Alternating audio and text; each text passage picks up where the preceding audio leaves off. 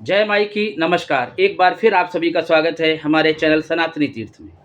खूब लड़ी मर्दानी वो तो झांसी वाली रानी थी, नारी सशक्ति का प्रतीक।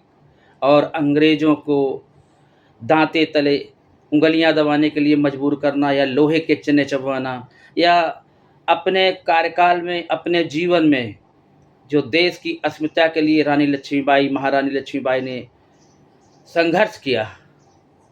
अंग्रेज हर मोर्चे पर मात खाते रहे और ये मानते रहे। ढेरों इतिहासकारों ने जो ब्रिटिशर्स रहे वो इस चीज़ को मानते रहे कि भारत में ही ऐसी महिलाएं या नारियां हो सकती हैं और कहीं की धरती पर इतनी वीरांगनाओं इस तरह की वीरांगनाओं का होना शायद संभव नहीं है। आज बात करते हैं महारानी लक्ष्मीबाई पर। मैं अपनी झांसी नहीं दूंगी, यही दृढ़ प्रतिज्ञा थी और इसको उन्होंने जब तक अंग्रेज़ों से लड़ी अंतिम सांस तक निभाया। झांसी की रानी पर आज चर्चा करने का जो मेरा विचार आया वो इसलिए और आया कि आम तौर पर हम और आप जब कहीं घूमने निकलते हैं, बातें होती हैं, इतिहास की पुस्तकें उठाते हैं, तो हमें रानी लक्ष्मीबाई की एक जो मुख्य पेंटिंग है जो अंग्रेज़ों द्वारा मेरे जानकारी में बनाई गई वही देखने को मिलती है, जिसमें दिखाया जाता है कि रानी लक्ष्मीबाई ने अपने बेटे आनंद राव, जिन्हें दामोदर राव कहते थे, उनको पीठ में बांध रखा है और वो अंग्रेज़ों से लड़ रही है। झांसी के किले से रानी लक्ष्मीबाई कूदी, ग्वालियर गई, अंग्रेज़ों से लड़ी, हीरोज जनरल हीरोज का मुकाबला किया, कहानी ख़त्म कर दी जाती है। हमें ये कभी नहीं बताया जाता कि रानी लक्ष्मीबाई ने कितना संघर्ष किया, क्या क्या नहीं किया उन्होंने। और जब वो वीर गति को 1858 18 जून को जब वीर गति को प्राप्त हो जाती तो उनके बेटे का क्या होता है, ये जिक्र बहुत कम ही मिलता है। अब गूगल वगैरह की वजह से हम लोग को मदद मिल जाती, कुछ जान पाएँ, नहीं हमें यही इतिहास में पढ़ाया गया कि झांसी के किले से वो निकलती हैं, ग्वालियर में वो वीर गति को प्राप्त हो जाती हैं। चलिए आज नए सिरे से इसका विश्लेषण करते हैं, पड़ताल करते हैं जो मैंने जानकारी जुटाई। मुझे उम्मीद है ये वीडियो आपको अच्छा लगेगा। कृपया इसे अंत तक देखें और अच्छा लगे तो एक भारतवंशी होने के नाते, भारतीय राष्ट्रीय नागरिक होने के नाते इसे आगे जरूर बढ़ाएं। अंग्रेज बिठूर को बर्बाद कर चुके थे। 1857 की जो क्रांति मेरठ से शुरू हुई, इधर उधर चिंगारी फैली, बिठूर भी अंग्रेजों के पास जा चुका था, नानाराव पेशवा भी हाथ खड़े कर चुके थे। जब तक बल रहा, फौज रही या उनके साथ भितरघात नहीं हुआ, कानपुर में नानाराव पेशवा ने बिठूर में जमकर अंग्रेजों से मोर्चा लिया। इसके बाद अंग्रेजों की निगाह थी बुंदेलखंड की तरफ, यानी यमुना पार करने के बाद कालपी और झांसी की तरफ। अंग्रेजों ने यहाँ भी खेल किया। झांसी के राजा जो गंगाधर राव थे, उनके एक संतान होती है, यानी रानी लक्ष्मीबाई के पति, और वो संतान कुछ समय बाद मर जाती है, उसकी मौत हो जाती है। राजा आहत होते हैं। इसके बाद राजा बीमार पड़ते हैं। बीमारी के दौरान गंगाधर राव एक लेटर तैयार कराते हैं जिसमें लिखते हैं कि मेरे न रहने के बाद इस राजशाही का, राजघराने का या इस रियासत का या इस रजवाड़े का जो उत्तराधिकारी होगा मेरा पुत्र होगा, और मेरी विधवा जो है माने रानी लक्ष्मीबाई, उन्हें रानी का सम्मान दिया जाएगा और सारे अधिकार मेरे पुत्र के हाथ होंगे। अंग्रेज अभी तक जानते थे कि इनकी बच्चे की मौत हो चुकी है और अब राजा अकेले अलग थलग बीमार हैं। राजा के मरते ही हम झांसी पर कब्जा करेंगे। लेकिन यहाँ गंगाधर राव ने एक काम किया था। उनके एक चचेरे भाई जो जलगांव में रहते थे, जलगांव के परोला किले में रहते थे और वहाँ का शासन देखते थे, उनके एक बेटा था आनंद राव, यानी चचेरे भाई का बेटा और रिश्ते में हुआ झांसी के राजा गंगाधर राव का भतीजा आनंद राव। राजा उसे बीमारी के दौरान ही गोद ले लेते हैं और वही दत्तक पुत्र रानी लक्ष्मीबाई का पुत्र होता है। बीमारी के बाद राजा की जब मौत होती है, मौत के बाद राजा ने जो पत्र लिखा था ब्रिटिश सरकार को, रानी के सहयोगी और रानी ब्रिटिश सरकार के जो आला ऑफिसर थे, अधिकारी थे, उन्हें पत्र दिखाया जाता है कि महाराज रहे नहीं, लेकिन उनका दत्तक पुत्र है, राजशाही की कमान अब इसके हाथ होगी। अंग्रेजों के होश उड़ गए, दांव उल्टा पड़ गया कि जो असल इनका वारिस था उसका जन्म के बाद वो नहीं रहा, उसकी मौत हो गई, राजा भी नहीं रहे, लेकिन ये दत्तक पुत्र, अंग्रेजों ने बाजी पलट दी और साफ साफ कह दिया, अब हम ये सल्तनत, अब हम ये रजवाड़ा अपने हिसाब से चलाएंगे, ना यहाँ कोई रानी होगी और ना यहाँ कोई राजा होगा, और झांसी अंग्रेजों के अधीन होगा। बस यहीं से रानी लक्ष्मीबाई, महारानी लक्ष्मीबाई का खून खौल गया। उन्होंने दो टूक अंग्रेजों से कह दिया, अंग्रेज अधिकारियों को लिखित रूप से ये संदेशा भेज दिया कि इधर आने की कोशिश मत करें, मैं अपनी झांसी नहीं दूंगी। अंग्रेजों को लगा कि कई बार अंग्रेजों ने हिदायत दी, दबाव बनाया, रानी नहीं मानी।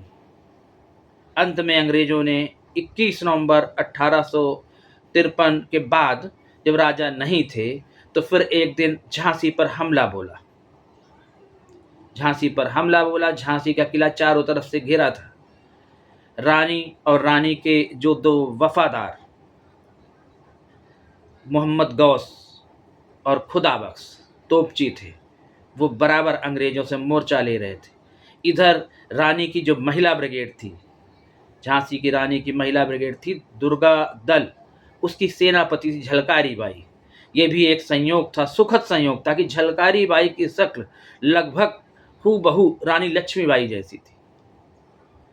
अंग्रेज पीछे नहीं हट रहे थे और सेना को काफ़ी नुकसान हो रहा था, रसद कम हो रही थी। स्थिति ऐसी बनी कि रानी लक्ष्मीबाई ने यह तय किया कि मैं अंग्रेजों के हाथ नहीं आऊँगी। अब कमान संभाली उनकी सेनापति, जो महिला ब्रिगेड संभालती थी, झलकारी बाई ने। उन्होंने रानी के कपड़े पहने और धीरे से रानी को पीछे करके खुद आगे बढ़कर वो अंग्रेजों से लोहा लेने लगे।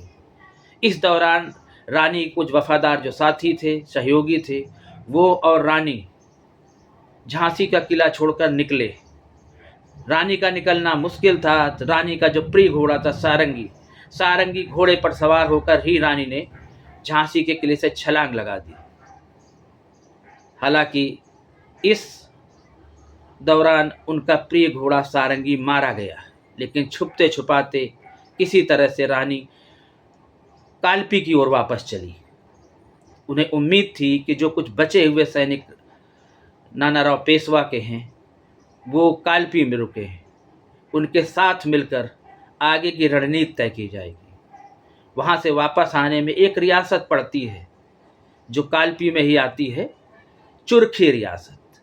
चुरखी रियासत में रानी लक्ष्मीबाई की एक मुँह बोली बहन थी, उस रियासत की रानी थी। रानी लक्ष्मीबाई ने अपने पुत्र आनंद राव, या जिन्हें दामोदर राव कहा जाता है, उन्हीं को सौंप दिया, उन्हीं के पास छोड़ दिया और वो कालपी आ गई। इस दौरान फिरोज रानी के पीछे पड़ा था, लेकिन उसके गुप्तचरों जो सूचना दी वो फ्लॉप रही, फेल रही। कुछ ने कहा रानी ग्वालियर की तरफ गई, कुछ ने कहा रानी कानपुर की तरफ गई। तब तक रानी ने अपना सुरक्षित ठिकाना कालपी में बना रखा था। इधर पेशवा के कुछ बचे हुए सैनिक जो देश के लिए जान लुटाने को तैयार थे, साथ ही राजा बांदा, नवाब बांदा, वो भी अपनी सल्तनत हार चुके थे। मुट्ठी भर सिपाही उनके पास भी थे, जो रसद थी वो लेकर वो भी कालपी आ गए थे।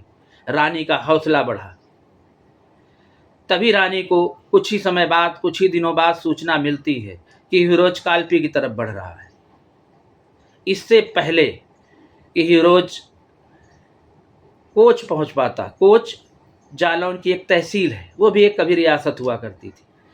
जब तक हीरोज की सेना शाम को कोच पहुंच पाती, रानी ने अपनी सेना को लेकर हीरोज को वहीं कोच में ही दांव दे दिया। शाम ढल रही थी, रानी ने हमला बोला। हीरोज की सेना या ब्रिटिश सेना बुरी तरह मात खाई और पीछे लौटी। इस घटना को अंजाम देने के बाद रानी वापस कालपी लौट आई। हीरोज पुनः तैयारी करने लगा कि हम कालपी पर हमला करेंगे। फिर रानी के गुप्तचरों ने बताया कि अब हीरोज कालपी की ओर आ रहा है। तब तक रानी ने अपने सबको इकट्ठा किया, अपने साथियों को संगठित किया था। सबको लेकर दूसरे रास्ते से चुरखी में अपने बहन के यहाँ से अपने बेटे दामोदर राव को लिया, पीठ पर बांधा और ग्वालियर कूच कर गई। क्योंकि रानी को ग्वालियर से सूचना मिली थी कि आप हमारे पास आएंगी, हम आपको सहयोग करेंगे, हम आपको पूरी रसद सेना के साथ हम अंग्रेजों से लड़ेंगे। देश आपका ही नहीं है, राजशाही सिर्फ आपकी नहीं है, पूरे देश में राजाओं का साम्राज्य है, तो हमारा फर्ज बनता है कि हम अंग्रेजों से लड़ेंगे। लेकिन जब रानी ग्वालियर पहुंचती हैं तो स्थिति बदल जाती है। ग्वालियर राजघराना जिस भी परिस्थिति में हो, जिस लालच में हो, ये तो इतिहास या वक्त जाने, लेकिन ग्वालियर से उन्हें कोई मदद नहीं मिलती और ऐसे में रानी अकेली पड़ जाती है। क्योंकि जो ग्वालियर की तरफ अंग्रेज सिपाही कूच कर रहे थे वो, और जो रानी के पीछे हिरोज लगा था अपनी सेना को लेकर, सब रानी को घेर लेते हैं। सांझ ढल रही थी, रानी मर्दाना वेश में थी, मर्दाना कपड़े पहने थी, माने रानी लक्ष्मीबाई लड़ रही थी। लेकिन अंग्रेजों को ये पता नहीं था कि ये महिला रानी लक्ष्मीबाई ही है, क्योंकि उन्होंने पुरुषों के कपड़े पहन रखे थे। और उनका जो बेटा था, हमको जो पेंटिंग में दिखाया जाता है, वो उस समय उनके पास नहीं था। उनका बेटा उनके कुछ विश्वस्त सिपाहियों के साथ ही ग्वालियर में मौजूद था।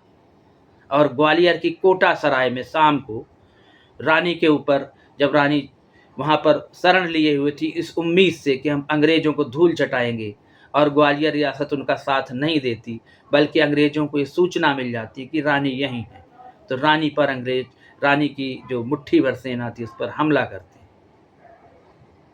हैं। रानी को एक गोली लगती है। गोली लगने के साथ ही एक तलवार के घात से रानी का दाहिना सिर और दाहिनी आंख कट जाते हैं। लेकिन रात हो चुकी थी, अंग्रेज धोखे में थे कि शायद हमने किसी रानी लक्ष्मीबाई के किसी सेनापति या बड़े लड़ाके को मारा है, और वो वापस चले जाते हैं।